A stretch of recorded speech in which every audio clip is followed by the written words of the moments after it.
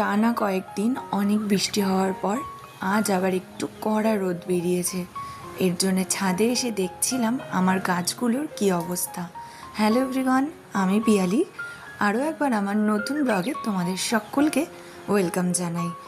আজকে ভেবেছি একটু ফ্রাইড রাইস আর চিলি চিকেন করব।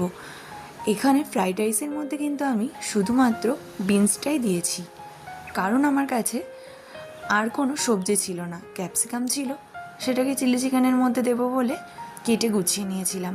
সমস্ত কিছু গুছিয়ে রেখে এবার চালটা ভিজিয়ে রেখেছিলাম অনেকক্ষণ আগে, সেটাকেই বসিয়ে দিয়েছি একটু কিশমিশ আর লবণ দিয়ে। আর এখানে কিছুটা সলিড চিকেন নিয়েছিলাম, তার মধ্যে একটু কর্নফ্লাওয়ার, আদা রসুনের পেস্ট, লবণ, লঙ্কার গুঁড়ো আর গোলমরিচের গুঁড়ো আর গরম মশলা গুঁড়ো দিয়ে ভালো করে মাখিয়ে রেখে দিয়েছি খানিকক্ষণ।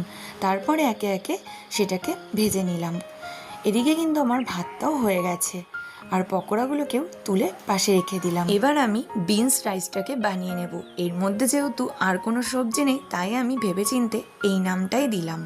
যাই হোক, এর মধ্যে ঘি, চিনি, লবণ আর ভেজে রাখা বিনসটা দিয়েছি আর গরম মশলার গুঁড়ো। এদিকে একটু পকোড়াটা টেস্ট করে দেখলাম। তারপরে চিলি চিকেনের জন্য আদা রসুনের পেস্ট দেওয়ার পরে কয়েক কোয়া রসুন দিয়ে সমস্ত টমেটো, ক্যাপসিকাম, পেঁয়াজ দিয়ে ভালো করে নাড়াচাড়া করে নিয়ে লবণ, গরম মশলা গুঁড়ো আর লঙ্কার গুঁড়ো, একটু চিনি দিয়ে সোয়া সস আর টমেটো সস দিয়ে ভালো করে নাড়াচাড়া করে নিয়ে পকোড়াগুলোকে দিয়ে এবার জল দিয়ে দেবো। নামানোর আগে একটু কর্নফ্লাওয়ার গোলা দিয়েছি।